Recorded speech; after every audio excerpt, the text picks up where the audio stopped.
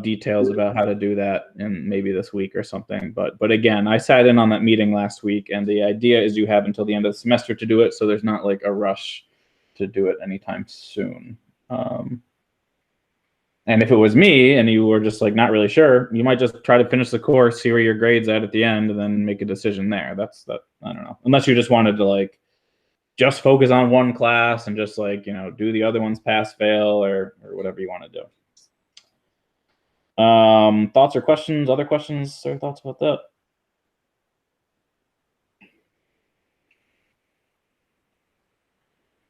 Okay.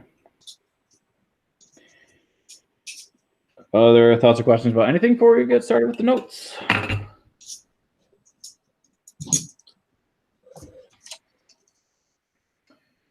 All right, so I am going to get started then.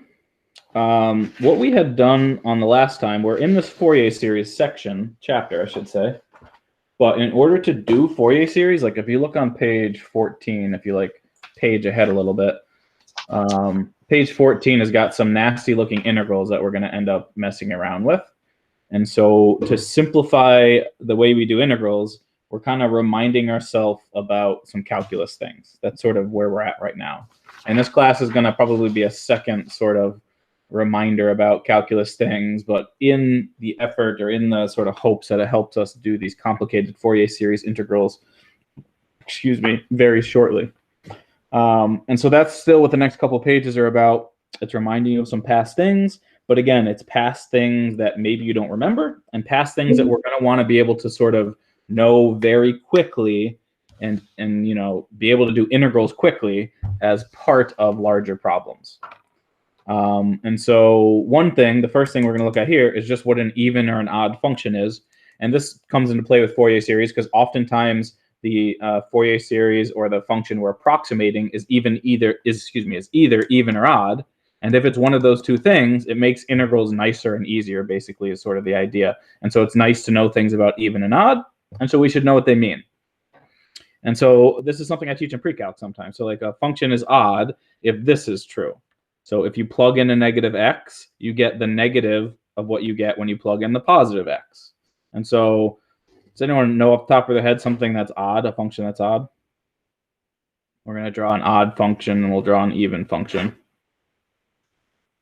If you had to guess, like what x raised to what power might be odd? 2x plus 1 is, so 2x would be an odd function. I think the plus 1 actually makes it so it's not quite odd, but 2x would be odd. And the 2x part of that, which Bradley had mentioned in the chat, is the power of 1 is what makes it odd. And so x cubed is odd, for example. And so odd powers are often odd functions. And this satisfies this property very straightforwardly if we just kind of look at the graph, right? So this is the graph of x cubed. And what this property means is, well, here's a positive x value, and here's the same x value but negative, right? And it's saying the height of the output is going to be the same, and I didn't really draw my graph very well, but let's pretend the output's the same, except one's positive and one's negative, right? So that's what this is saying. The output's the same, but they have opposite signs. And so this would be like minus f of x down here, and this would be plus f of x down here. So it's saying like the output is the same, but just on either side of the x-axis is the one way to think about that. And then an even function says when you plug in a negative x, you get the same thing as when you plugged in a positive x. And so it's the same relationship without the negative sign. And so like x squared, for example, is even. And we can see x squared is even because when we plug in a plus or a minus x, it goes up to the exact same height. Right? So you get the same thing when you plug in plus or minus x with even functions. And so it's helpful to note that because of the symmetry they have. So the symmetry of even and odd functions makes their integrals very simple to do when you do an even interval on either side of the origin. And so this type of symmetry, does anyone remember what either one of these types of symmetry are? This one's kind of the easy one to remember. This one maybe not as easy. Anyone know what those types are? So odd functions have what type of symmetry? Rotational? Yeah, so that's one way to sort of describe it. It's symmetry with respect to the origin is what I think the technical term is. But the thing Zach's pointing out is the way you determine that is if you flip this graph upside down, it would look the same. So I'm going to turn my paper upside down, and you can see it's the exact same graph whether you turned it upside down or not. And so that's what it means when it's respect to the origin. It means if you rotate it like Zach was describing, you get the same graph. And we'll see that symmetry with respect to the origin means that when you do an integral on either side of the origin, they end up canceling each other out because you get like some positive area here, the equal amount of negative area here, and so when you do the integral, they just become 0. And so that's something we'll see in just a minute here. Okay, and what type of symmetry is this? So even functions have what type of symmetry? What do we call this? It's symmetric with the y-axis. Nice. So these have symmetry with respect to the y-axis, which means if we fold it along the y-axis, right? So we fold these ones like a book, the two sides would line up with each other. And so with respect to integrals, what we'll see is like the area under the right-hand half of the curve is the exact same as the area under the second half.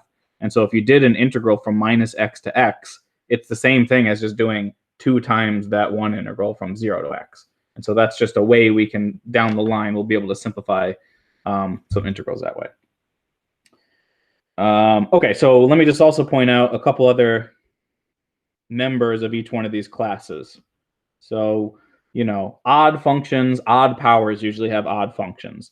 And so, for example, f of x equals x, or x cubed, or x to the 5th. Those are all going to be odd functions. That's why when Bradley had said 2x plus 1 was an odd function, just the 2x part would be odd, but the plus 1 actually moves it up 1, which is going to make it not have the correct type of symmetry. But those three are odd. But there's also trig functions that are odd too. So tangent's an odd function, and sine is also an odd function. And sine is one that's part of, you make up Fourier series using sines. And so we're going to see sine inside integrals pretty frequently. And then for even functions, even powers have even functions. And so like constants have are even. So it's like x squared or x to the 4th. So even powers. And then cosine would be the trig even function. And we see cosine quite a bit in Fourier series as well. So we're thinking about sine and cosine as odd and even functions. And we'll see that down the line here. Clarify anything there?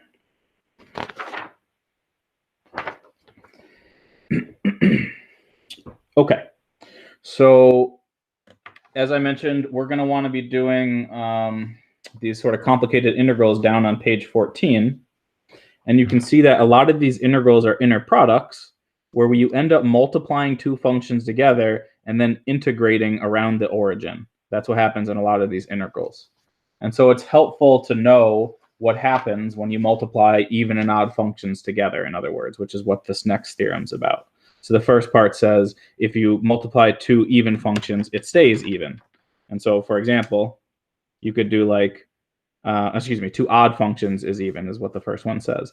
And so like x cubed times x to the 1st, for example, those are both odd. And then when you would add the exponents, it becomes even, right? So you can kind of see that it becomes even if you have a power, but it could also be something like, say, x cubed times sine, right? X cubed is odd. Sine is also odd, we said. And so that's an odd times an odd. And so that's going to be an even function as well, even though it's not as obvious with the powers.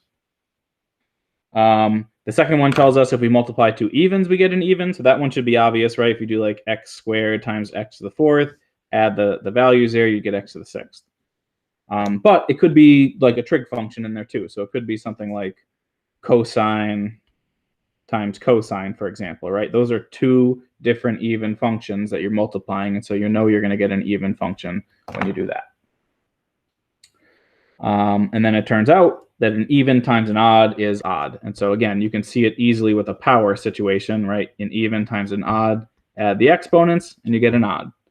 But just to be clear here, it could be with trig functions as well. So when you multiply sine times cosine, for example, that's an odd times an even. And so you would get an odd function in that case. And again, what that means is it has certain types of symmetry, right? The symmetry thing is what's going to be important when we end up doing integrals. And in fact, if you look at the next page, it's all about integrals of even and odd functions. All right, and I'll just I'm going to kind of harp on this a little bit throughout today in case you're wondering again what we're doing. We're trying to simplify the way we do sort of trickier integrals because we're going to want to be able to do a bunch of sort of tough-looking integrals kind of quickly when we get to the Fourier series section. All right, thoughts about that? Any of that so far?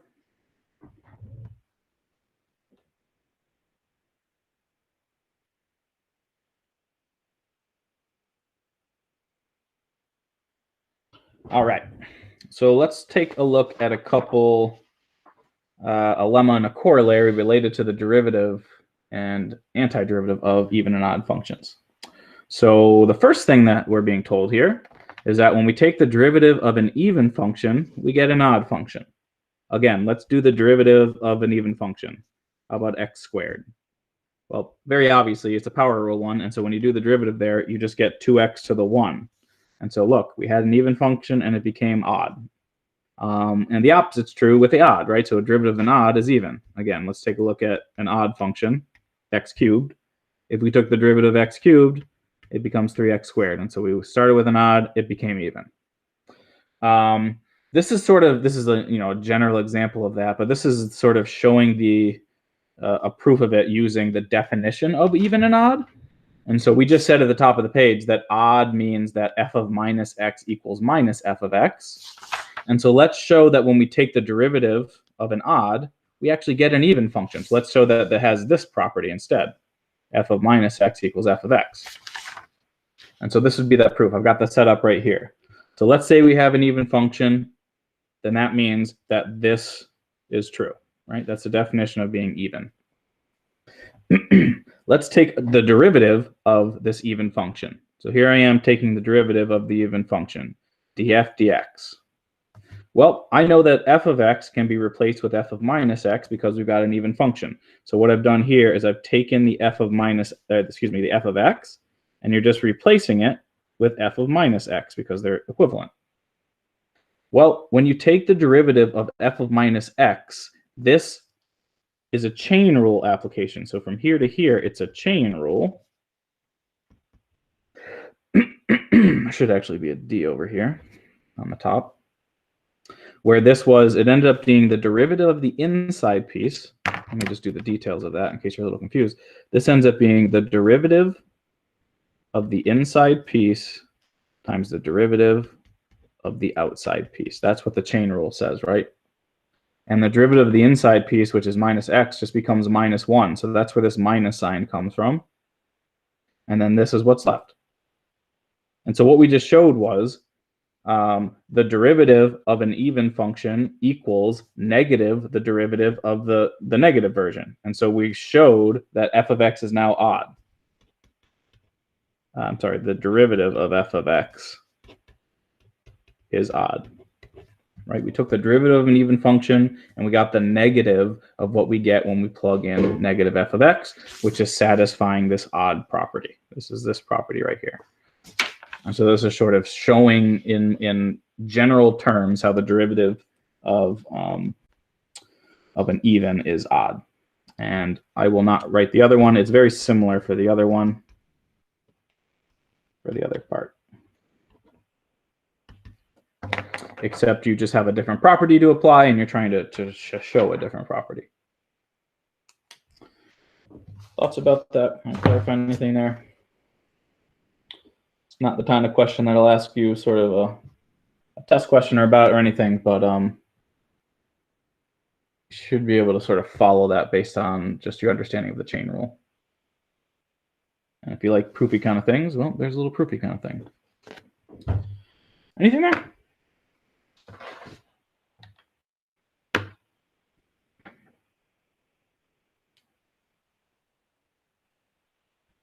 Okay. All right, so let's move on here. So this corollary is just taking what we just said a step further and then flipping it for antiderivatives, right? And so if we have an odd function, and we do the antiderivative, it's even. Right? That's the same way as saying the derivative of even is odd. And then if we got an even and we do the antiderivative, then the antiderivative is odd. And so it's like just doing the same thing but going in the opposite direction. Okay.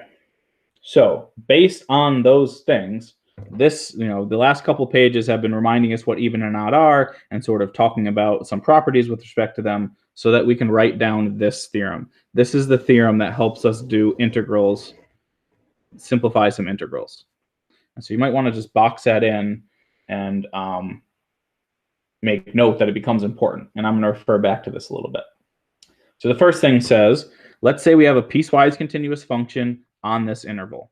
So piecewise continuous is what we did in the last class. So we talked about what piecewise continuous was, in last class so that we could say that we have piecewise continuous functions, right? So it means that it's only non-continuous at a finite number of points and all the left and right hand side limits exist.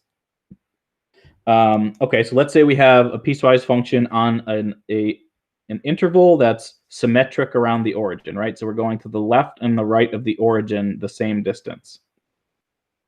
Well, if we've got an odd function and we integrate that function around the origin, it equals 0.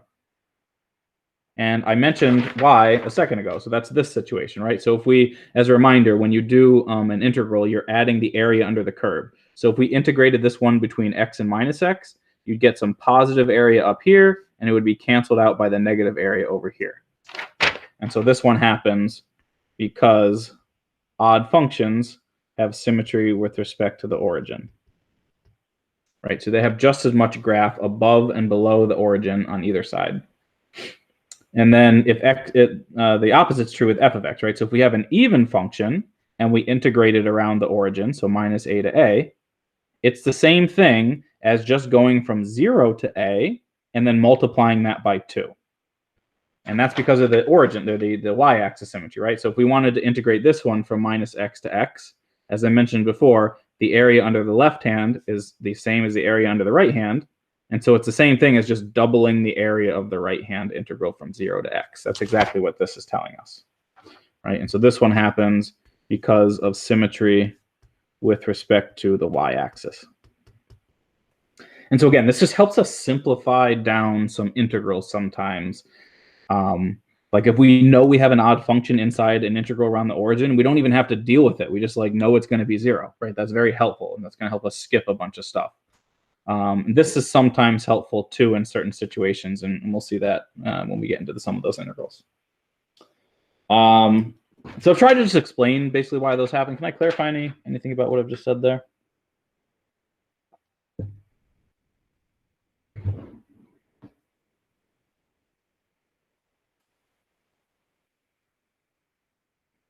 Okay. I am going to just prove this statement. I'm going to prove the first statement. The second one's going to be a very similar kind of thing.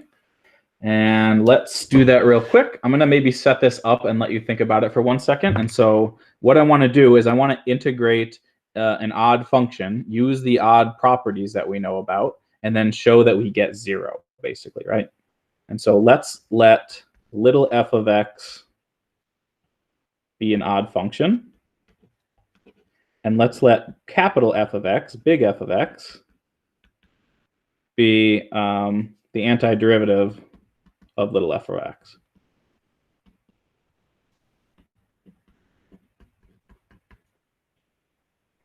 All right, so big F of x is the antiderivative. Well, we've just said, let's assume that the corollary is true. And this corollary is telling us that big F of x must be even, right? Because when we take the antiderivative of an odd, we get even, is what this is saying. And so then that means, by the above corollary,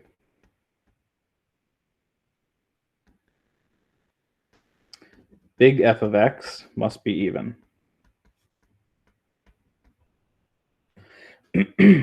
And so that means that big F of x, the antiderivative, equals g of x plus c, where g of x is even and c is constant.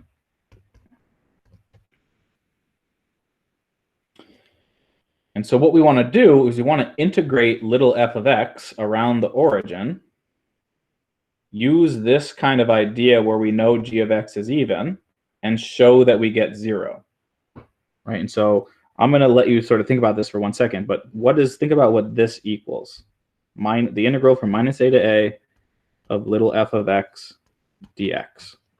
Right? We just said that when you integrate little f of x, you should get big F of x. And we know that big F of x is some constant plus c. Some even function plus c.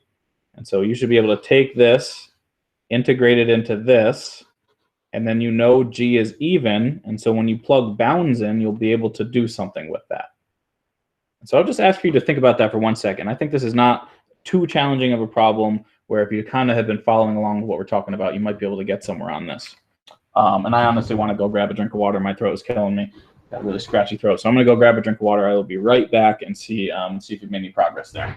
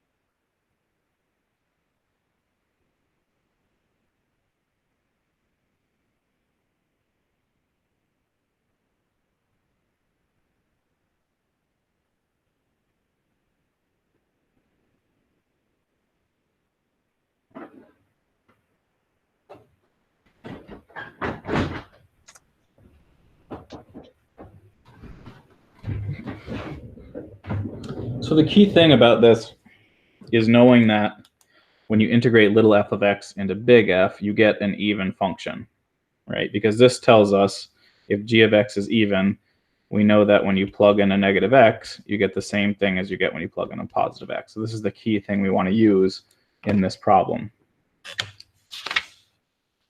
So, okay. You going to say something? Go ahead. Oh, yeah, no, I was just going to say, so isn't it, because we're trying to figure out why it would be 0, right? The answer? Right. Yeah. So Yeah. it would just be because if you have an even function, when you plug in, like when you get the same output. So if you get the same output, and then if you evaluate it from negative to positive, you're just subtracting them, so it would just be 0. Yeah, that's exactly right. Yeah. So to be more clear in the math details, we know when we integrate little f, we get big F, and big F is this. All right. So this really becomes this evaluated from minus a to a. And then you go ahead and you plug in the minus a and the a.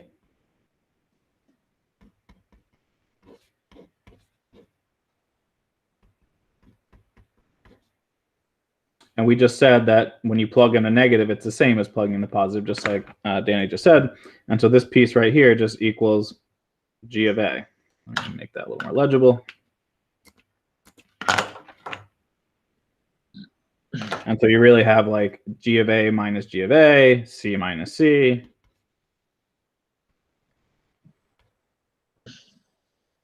And so everything cancels, right? Cancel, cancel, cancel, cancel, and you get 0. And the other version, the one making an even function twice that, is a very, very similar kind of thing. So I'll just mention that. Proof of other is similar.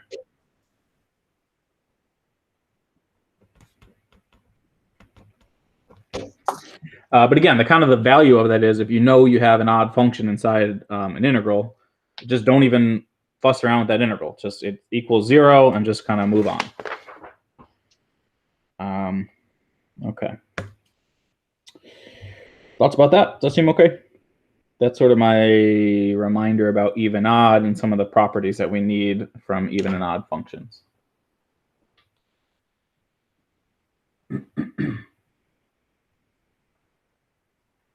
Okay.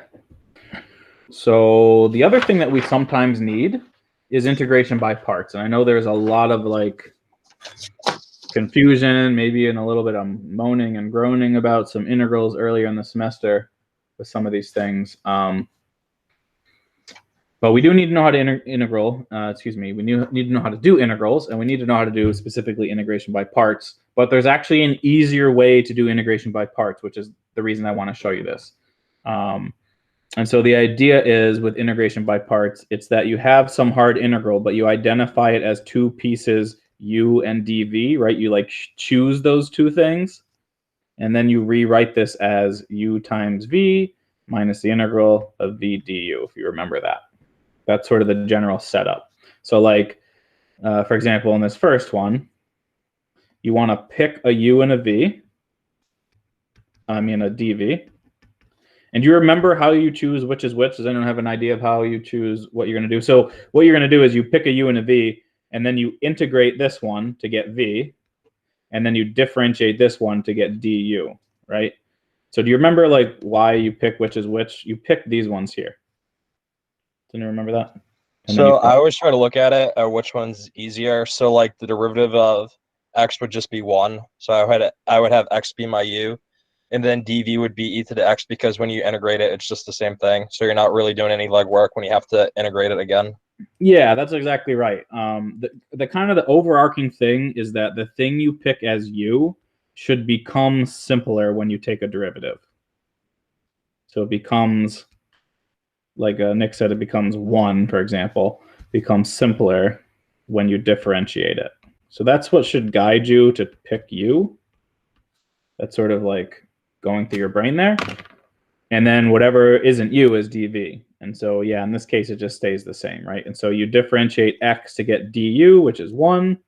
You integrate e to the x to get v, right? So that's going to be integral v to the x, which is just stays the same. And then you just plug it into these formulas, and it gives you something to work with, right? So our original formula, or original integral x e to the x, this was our u, that was our dv. And then we just plug everything else in here, right? So equals, so using all of this, this becomes uv, so x e to the x, minus the integral of v du. So e to the x times 1. So u v minus v du. And then this is something you can do, right? Like you don't have to integrate the x e to the x. That's out of the integral now. Now you can integrate e to the x, which stays the same, and you get an answer. So this becomes x e to the x minus e to the x plus c. And so that would be the antiderivative of that one using integration by parts. That was sort of my straightforward, sort of easy example about integration by parts here. Can I clarify anything? I know it's been a while for some people who've seen that stuff, and there was some confusion on that integral on the test, for example. I think that was on test 1. Thoughts about that?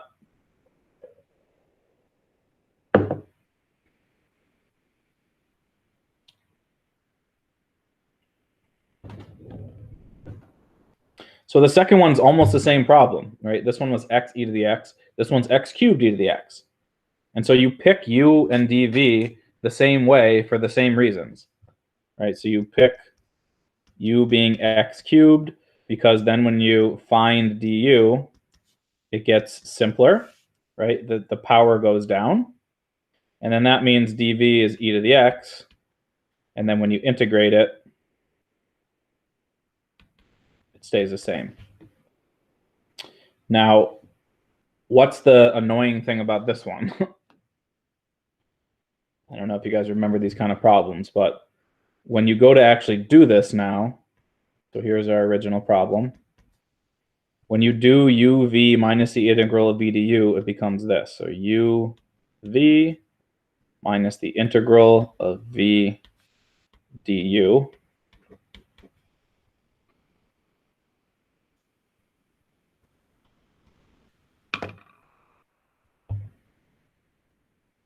What's annoying about this? How is it different than the last one?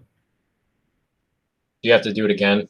You got to do it again. Right? You have like the exact same problem here, except now the power is 1 less, right? So instead of x cubed e to the x, you've got an x squared e to the x, and you can just pull the 3 out front. And so you would have to do the same thing. You'd have to do integration by parts again on that piece. And so you would do the same kind of thing. I'm just going to do it since it's not that bad. And I really want to emphasize what's on the next page. We're going to figure out a nice, easier way to do this. And I'm hoping that this annoying way will really emphasize the value in the thing on the next page. And so then we do it again, right? And so this becomes x cubed e to the x. That was from the last time. And then minus uv minus the integral of v du. And so then you'd have to do it a third time on this one. I'm not going to do it, but just be aware. You'd have to do it again. And so that's really kind of annoying. I hope you would agree. No one was going to want to do integration by parts that many times. And so that's why the thing on the next page is helpful. So that's annoying.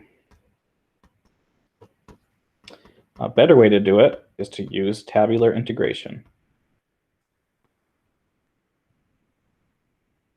which is what's on the next page. Has anyone ever heard of that? I didn't learn about tabular integration until I was reading this textbook, to be perfectly honest with you. It's basically a shorthand way to do integration by parts for annoying integration by parts problems, and non-annoying ones for that matter. And again, I didn't really learn about this until I was reading Dr. Staub's text that he compiled. And when I was talking to my last class, about half the class had seen it before, and about the half were in my boat who hadn't seen it before. I'm just curious, has anyone seen tabular integration? Does that word sound familiar to anyone? I've seen it, and it's my default for integration by parts. Yeah, I mean, once you know it, you'll never go back to integration by parts, basically, I think. Did you learn that in a calc class, Zach, or is that something that you learned as like a tutor or something like that? Calc class, but the teacher who taught it, Sean Case, he learned it by getting really annoyed when in grad school, someone he was working with showed it to him, and he's just like, it took me way too long to see. So now he always makes a point of making sure people know it. Yeah, I mean, next time I teach calc, which has been a while, I think I will definitely show this. The flip side is, like, in an actual sort of baby calc class, you don't often do ones that require a bunch of integration by parts. I don't know, maybe that's why people don't really talk about it. I'm not sure. But anyway, it's really, really, really nice, and it's on the next page. So I'm going to flip that over unless I can clarify something about integration by parts for anyone else. Anything else here you want to discuss before we flip it? All right. So let's take a quick peek at that then. So tabular integration is just a shorthand, quick way of doing integration by parts is sort of what that's saying. And so like it says here, you use tabular integration when you apply to a particular stubborn versions of f of x times g of x. So like integration by parts type situation. But it has to be in a situation where this happens, which is usually the situation you're in when you're in an integration by parts. One of the functions you should be able to raise to some power and get 0. And so usually that means one of them has to be like a power function, like e or x raised to a power. And so here's the method. I'm going to do the method. I'm going to do the first problem as I sort of read through the method. The method's listed right here. Let's read through it and do the problem we were just working on a second ago and show it's easier. So we created a table, like it says. Column 1 is going to have the function f of x. Column 2 is going to have plus or minuses, and column 3 is g. Well, let's create a column, or what do you call that? A table. So I'm going to create a table of 3 columns. We need to figure out which is f of x and which is g of x. Well, like it says at the top of the page, f of x is the one that you can raise to a power, that you can take some number of derivatives and get 0. And so that means that x cubed is our f of x because you can take derivatives and get 0. And that means e to the x is g.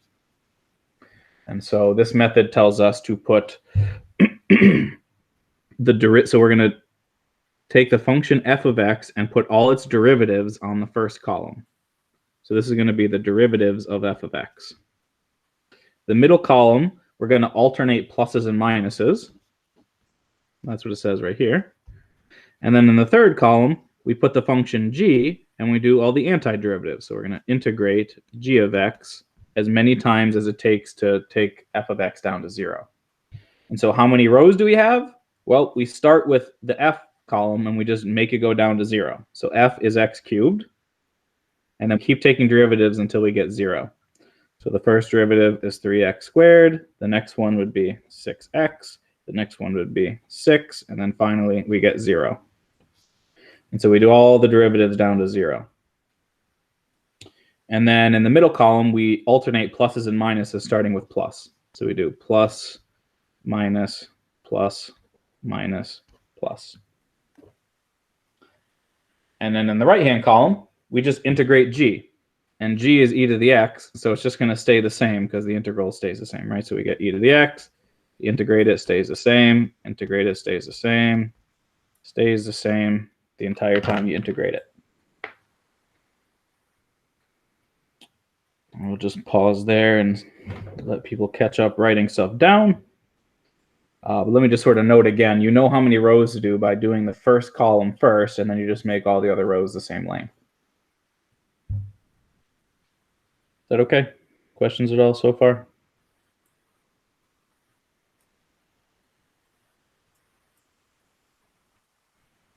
So then to find the final thing here is to find the final antiderivatives, you draw arrows from the functions in the first column to functions in the third column, one row below. And then you multiply those things together. The result is the product of these pairs connected by the pluses or minuses above the arrow.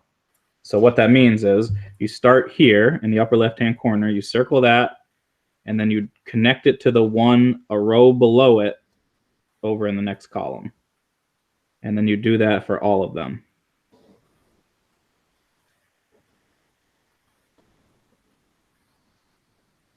Until you get to the last row on the right. And then the answer is the things multiplied together that are being connected, separated by the pluses and minuses that are above the line. So in other words, the original function x cubed e to the x dx equals plus, there's a plus in the first column, so plus those two things multiplied, x cubed e to the x, and then minus those two things multiplied, plus those two things multiplied, minus those two things multiplied. And then a plus c. I think I actually forgot to write like the plus c part in there, but hopefully you remember that, right? You get a plus c when you do an antiderivative. And that's it, right? And so if you kind of look back at the last page, we got most of the way down this one. We just kind of quit before we finished it off, right? But here's the last page. We got a lot of these terms. So we got like the first term, we ended up with the second term. If we did integration by parts, we would have gotten those last two terms on that one.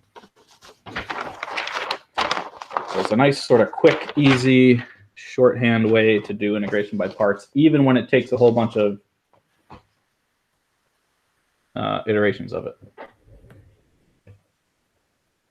Thoughts?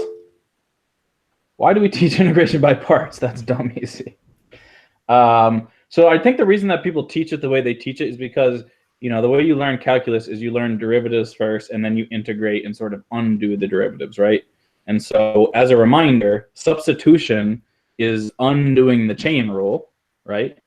And then integration by parts is undoing the product rule. Like when you, I think it's the product rule.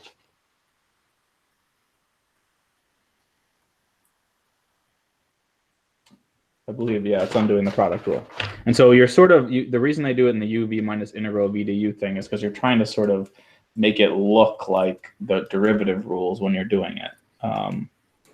And the other sort of thing is if you just showed people this, they wouldn't really know what they were doing. They'd just be following some method that, I don't know, maybe works. But I agree, like, believe me, I sort of felt a little cheated when I saw this the first time. I was kind of like, man, I wish I saw that when I was in calculus. Other thoughts about that? Anything else I can clarify?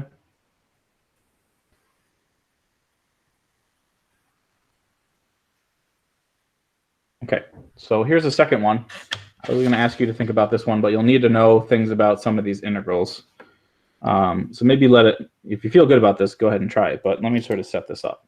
So here's another one, x squared times sine of nx. N is some arbitrary constant n.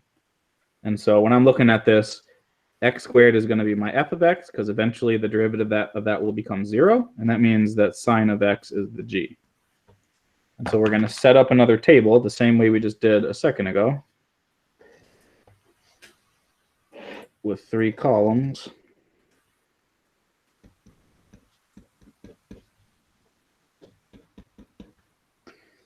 And again, we start with the left-hand column with x squared, and we take derivatives until it goes away. So the first derivative is 2x, next derivative is 2, and then it goes away. We alternate pluses and minuses in the middle. And then what happens when you integrate sine of nx? I guess that's the thing I really wanted to focus on. If you integrate sine of nx, what's the integral of sine? Let's start there. So I don't remember that. So the only thing I ever remembered is the derivative of sine is cosine, and I'm able to sort of get the other ones. Sorry, what were you going to say? Negative cosine plus c. Yeah, so we get negative cosine of nx, and we're going to get a plus c, but we're going to ignore that for right now because we're not going to put the plus c's in here. But so the n in there requires us to do what? Like if you took the derivative of this, it would be a chain rule, and you'd have to multiply by the n. And so when you integrate it, what do you think you need to do in that case?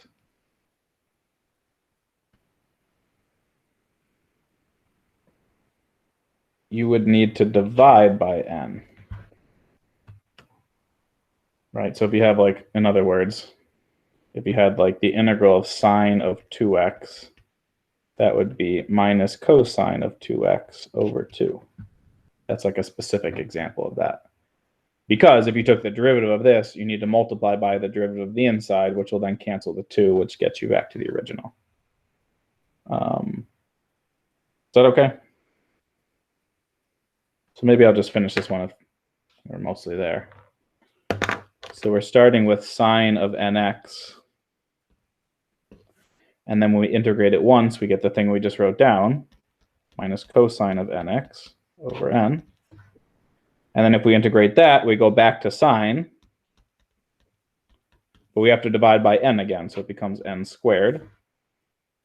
And then when we integrate again, it goes back to cosine, but we have a double negative, so it'll be plus cosine of nx, and then we divide by n a third time. And then we do the connecty thing. So x squared connects with this one right here. 2x connects with this one right here. 2 connects with this one right here. And so we just multiply them together, separate them with the pluses and minuses. So this integral equals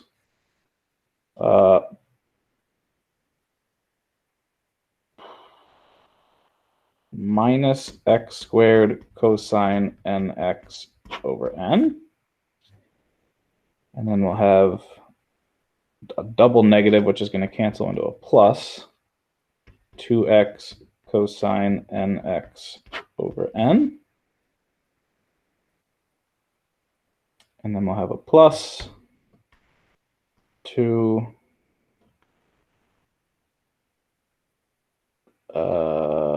I missed this. This should be a sign here. Sorry about that.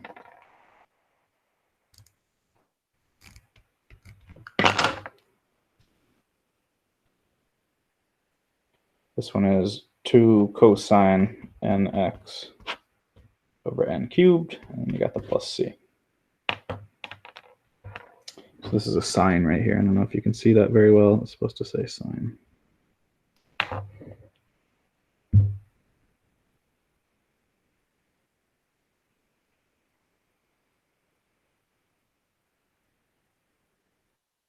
Thoughts about that one? I don't want the n to be confusing, but I did want to do one with an n in it because if you look forward to like pages 13 and 14 and things like that, sine and cosine of nx are part of the inner product that we use when we're doing Fourier series. And so it's helpful to know that when you integrate one, you switch to the other one, but then you need to divide by n. Right? So that's going to happen whenever we do integrals like that.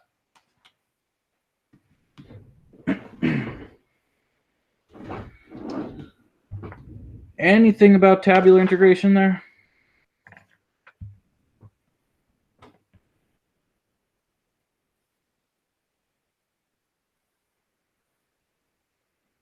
So yeah, definitely go back to whoever you took calc with other than Zach and just yell at that teacher about why they didn't teach you this. They probably didn't know it, honestly. Again, when I taught calc, I was not aware of this this little trick here. So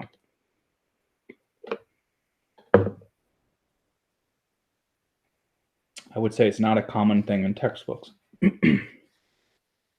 right, I'm going to keep going unless there's questions about that. We're just about ready to jump into actual Fourier series. I've been mentioning it for a while now.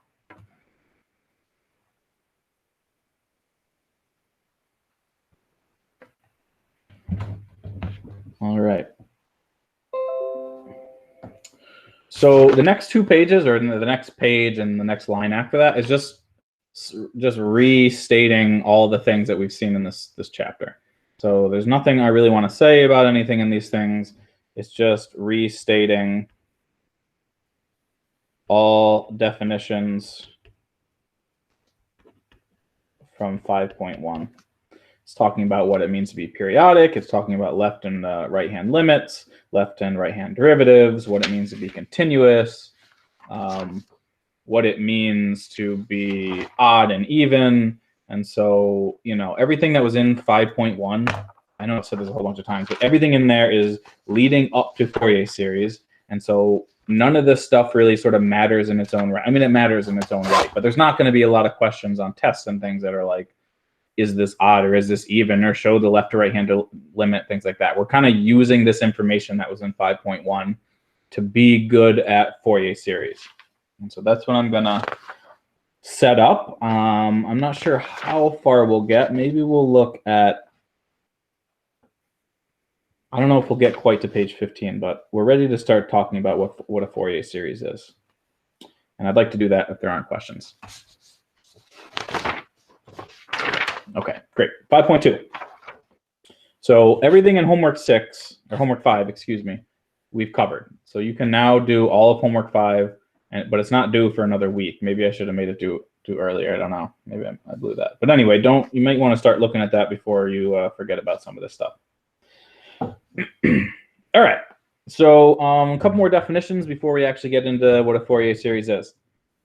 So f sub n is a function, and n, notice that the n is in the function itself, right? So f sub n equals sine of nx for n equals natural numbers, 1, 2, 3.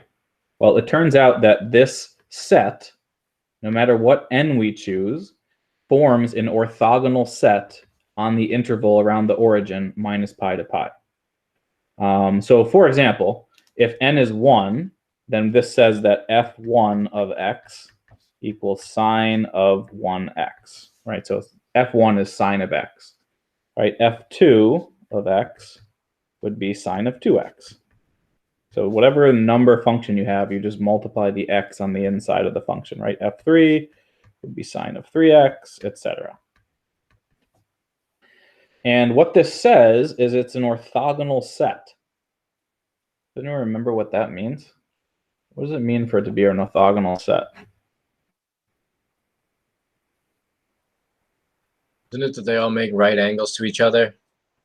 So if we were in Rn, the physical representation would mean that, yes, they make right angles. But we're not in Rn in this particular case because we're messing around with functions. So then, what was the other definition of that? Yeah, go ahead.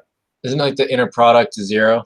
Exactly. The inner product is 0. So this is saying like fi inner product with fj, which would be sine of ix, inner product with sine of jx. That equals 0. That's the definition of being orthogonal. And this was actually a homework problem. Not like in general, but we had some specific signs. Not a homework problem, sorry, it was in the notes. And so I would just mention see page 24 of chapter 2 notes if you want to see this orthogonal. We showed that this set was orthogonal on that page. And so that's important because we're going to use, we need an orthogonal basis for, Fourier series. And what I'm saying here is, hey, these signs are actually orthogonal. And so we're going to actually use those as a basis element. The next thing I will mention is what it says right here. So complete orthonormal set. So let C0, Cn, Sn be these three functions right here, these three expressions. Again, n is some natural number. Well, it turns out that when you union all of these C's with these S's, it forms an orthonormal set. And so that means that they're both orthogonal and normalized, right? So orthonormal means one, they're orthogonal, which we just defined right here, and two, that they're normalized. So the magnitude of them is 1. And you did this in a homework problem too. And so I will just mention see homework 3, number 4. You did this in homework 3, number 4. You showed that a specific set that looked like this was orthonormal. Right? So again, we've been building towards this sort of behind the scenes a little bit in the homework and stuff like that. So with that in mind, with these two sort of definitions in mind right here, so we've got a definition for Fn and we've got a definition for C0, Cn, Sn. This is the definition that really is starting to look like a Fourier series. An infinite series of this form is called a trigonometric series. And a very specific type of that is a Fourier series. So we're building up to that. So this is an infinite series because we're adding up infinitely many things, right? So this infinite series part means that the sum right here is to infinity. The A0 is what's defined. A0 is going to be some constant. And then the AN and the BNs, I'm sorry, all of these AN, I'm getting confused now. This A0 is going to end up being C0, AN is going to end up being CN, and BN is going to end up being SN, basically, is what we're going to end up seeing here. So for example, this is like a specific example. If we let AN be 0, BN be 1 over n squared, then this would be that series. Maybe it would be helpful if I wrote out a few of these series. So that, like, the idea behind this series is A0 is some fixed thing, and then you're adding together infinitely many things over here. So like if we wrote out the first couple terms of this, it would look like A0, and then when n is 1, it would be A1 cosine 1x plus B1 sine of x, right? That would be the n equals 1 term.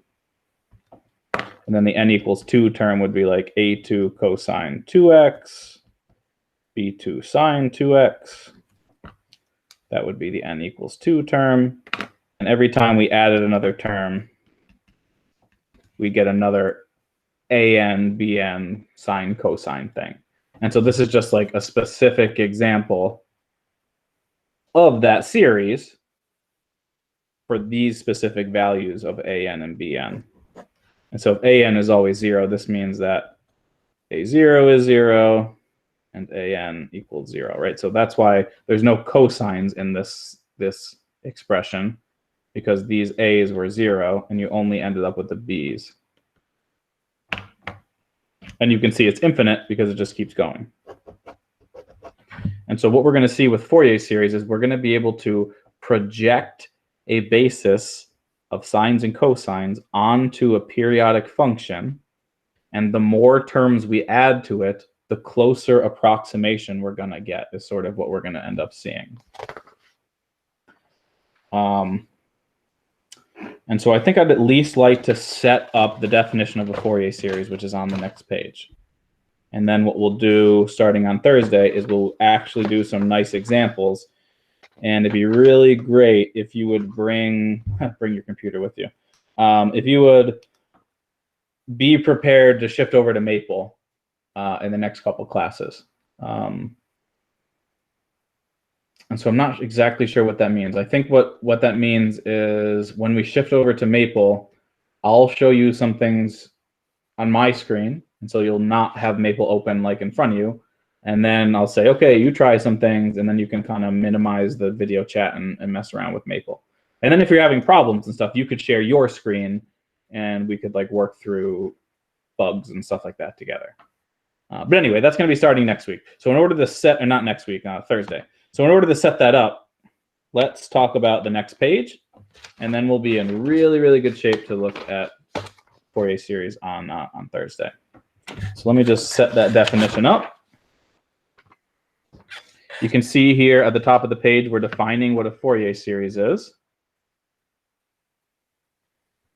Maybe we can start next class by looking at a video too. I usually watch a couple of YouTube videos, and there are actually a couple in the playlist already too, if you go to the playlist. Maybe we can watch a couple of videos at the start of class next time to sort of get an idea behind why we care about Fourier series. But anyway, what we said on the last page is that these things, if you have a series that looks like this, it's called a trigonometric series.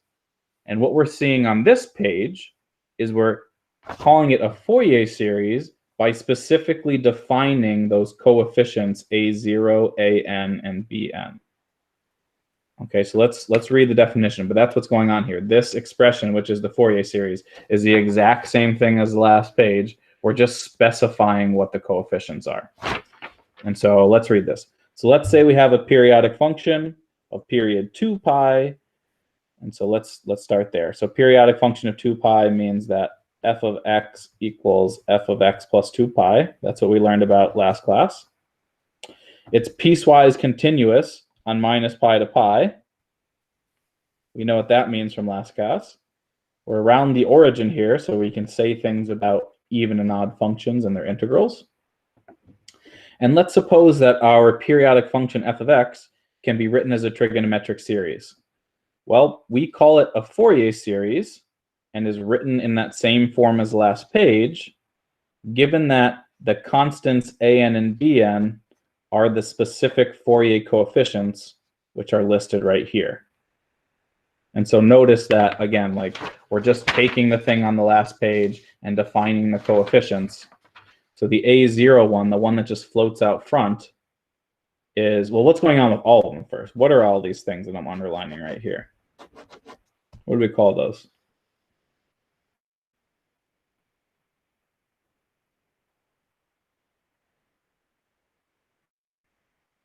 I'm going to call someone out here. Bradley, you with us? Do you remember what these things are called? When we like put two functions inside these arrow things, what's that word? Starts with an I.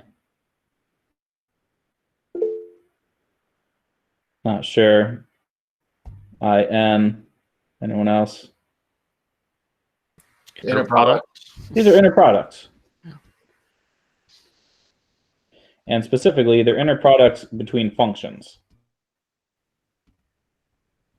And we saw when we do inner product between functions, we usually multiply the two functions together, right? And then we integrate around the origin somehow.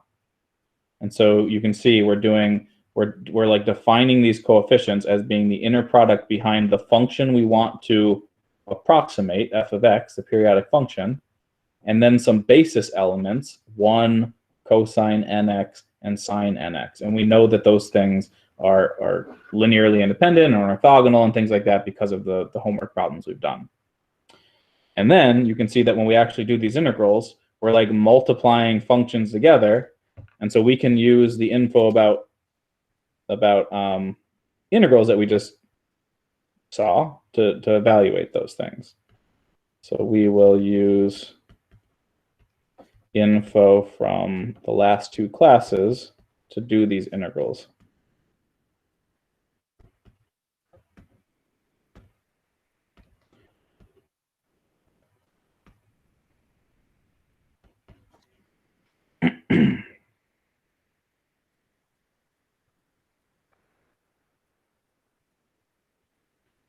And so I think the last thing I will sort of leave you with here, maybe I'll just flash the example up on the page and we'll look at it next time, but here's sort of the overarching theorem, which is if we have a continuous function that's periodic, then we can absolutely write that function as a trigonometric series of the Fourier coefficient using the Fourier coefficients. And so this is kind of a big theorem here. It basically says if we have a periodic function, we're going to be able to make a nice approximation using this representation. And I've got like the outline of the proof here. And I'm not going to go through it. I'll just say this is on page 217 in our text if you really want to look at that theorem. But the takeaway here is,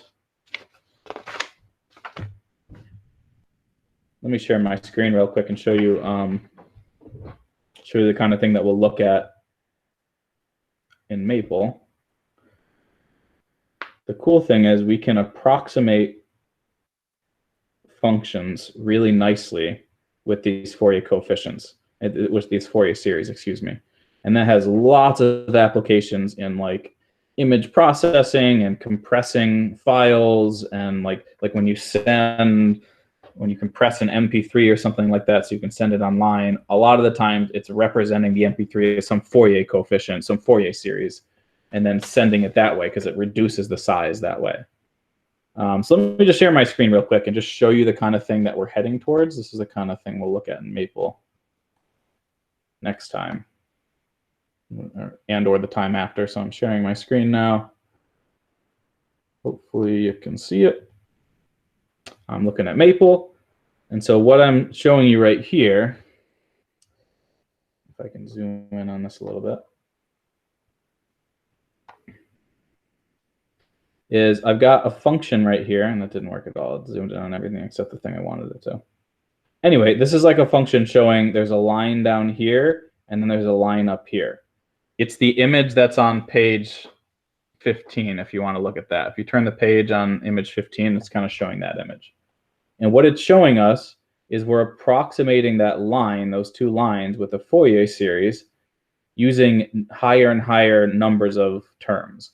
And so the first term's only using, or the first line's only using 9 terms, the second line's using 25 terms, and then down here we're using even more. And the idea is like the more terms you add, the better approximation becomes, right? So the closer to the lines the approximation gets. And so this is the kind of thing that we're going to look at in Maple, and I'll share these codes with you for the next couple classes, and you can come to class with Maple sort of ready to go, and we can look at that together. Can I answer any questions about anything? I'm going to stop here.